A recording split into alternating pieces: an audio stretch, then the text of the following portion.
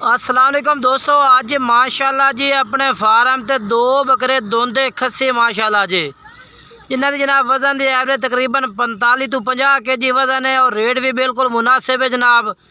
इस जनाब कुर्बानी दी है जनाब 2026 की आखिरी जनाब बिल्कुल वीडियो है भाई। दो बकरा की माशाल्लाह चेक करो जी, बड़े बेहतरीन मोटे ताज़े बकरे ने, कलर भी मक्खी चीना।